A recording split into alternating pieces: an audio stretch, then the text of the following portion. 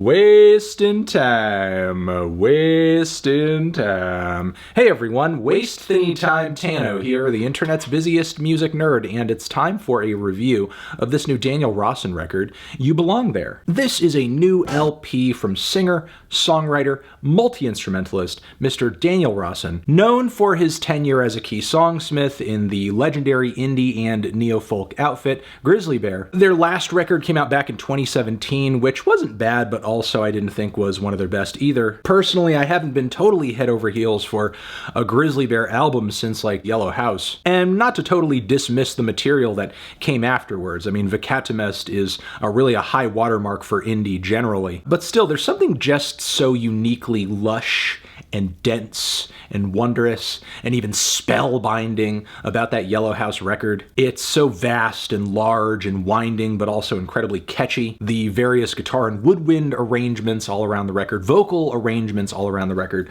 are elaborate, beautiful, but still stick with me in a way that makes them feel sharp and accessible. And it's this exact era of Grizzly Bear's career that I was getting a sense of in the teasers to this new record. Shadow in the Frame, Unpeopled Space, lengthy, multifaceted folk cuts with ornate arrangements, pretty much all of which are played by Daniel himself. But part of Daniel's creative process on this project apparently was just gathering all of this instrumentation and writing and composing around it and just performing it all himself, regardless of what his level of experience with each instrument was. And it's actually kind of astounding that some of the most beautiful and magical moments on this record are not just conceived by one guy, but performed by one guy. Especially since the recordings and mixes on this record don't really come across stiff or even claustrophobic as some solo and bedroom recordings may. Especially Shadow in the Frame. The finger-picked classical guitar lines on this one keep a great pace. The dynamic swells of drums and woodwinds surrounding the guitar are stellar. The opening lyrics to the track right here are a perfect fit because there is something about the momentum of the track that feels like journeying, traveling. Plus the eventual allusions to the truth, the earth shaking, and this place being wild beyond control, which feel larger than life, and I see the sound of this track growing as its concepts grow in the lyrics. I also love how the instrumental on this one undergoes this roller coaster type progression, growing and falling and growing and falling until it hits this really large, thick crescendo at the end. And then Unpeopled Space is another example of lengthy, winding, and sort of progressive folk songwriting, but this time with a much darker chord progression, some more urgent pacing and arrangements as well. And lyrically, there's a bitterness to it too, reading into lines like 10 years gone, was it worth it? Is the answer clear? And after all, nothing's lost when there's nothing. Further lyrics on the track display a sense of hopelessness. The woodwind harmony passages are great. The drumming is impressive and intense. And some of the syncopated guitar and rhythm transitions feel like something off of a Jethro Tull record. So yeah, those two tracks in my opinion are fantastic introductions to this album, which going into it I was kind of hoping for really more of the exact same from front to back. But I was a little surprised to find the album flow to be just a bit choppy. You do have these moments that are just massive and lengthy and enthralling from front to back, like the teasers I just mentioned. There's also I'll Wait for Your Visit, with the instrumental passages on this one changing like the seasons, twangy, sparkling arpeggios, nimble classical guitar, more woodwinds, more vocal harmonies piling on at key moments. And damn, that ascending bridge with all the rolling drums and pianos, it's actually really impressive how flawlessly executed some sections of this record are. There's a real virtuosity to it that was there in subtle moments on past Grizzly Bear records,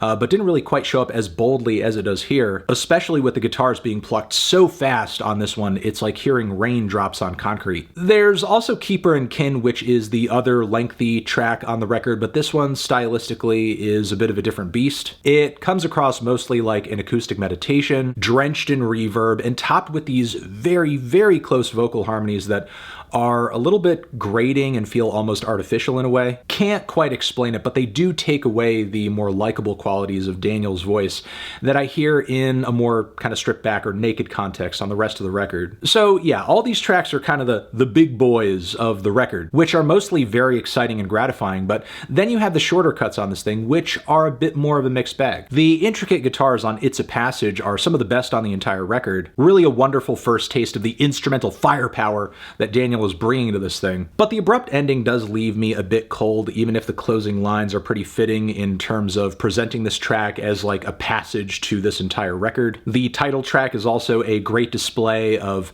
this album's performance dynamics, the way the drums, pianos, and guitars really create this earthquake-type rumble. I do enjoy the track as a moment, as a sound, as a motif, but as a song, not really. I have a similar struggle with the track Celia, too. With its intensely slow and somber guitar and horn layers, there is something so dark and intense and subtly jazzy about it that I like. However, the progression on this one brings a lot of tension, but not necessarily a whole lot of release. The song Tangle, though, is a shorter cut too, but this one has an experimental, post-minimal, free jazz quality to it that's pretty thrilling. Actually kind of mind-blowing. There is something so open and so wild and out of control about it, especially with Chris Bear's drumming in the mix. The theatrical vocal passages and marching drums that crop up in the second half make for a great transition too. This one's definitely a highlight for me. There are some admirable closing moments on the LP as well. The last one, for example, has some of the most heart-wrenching lyrics on the entire LP, really about a needy and sort of unrequited love. Plus, the instrumental rush on this one that hits when Daniel sings Back When I Was Strong. But yeah, ultimately this track is another great song with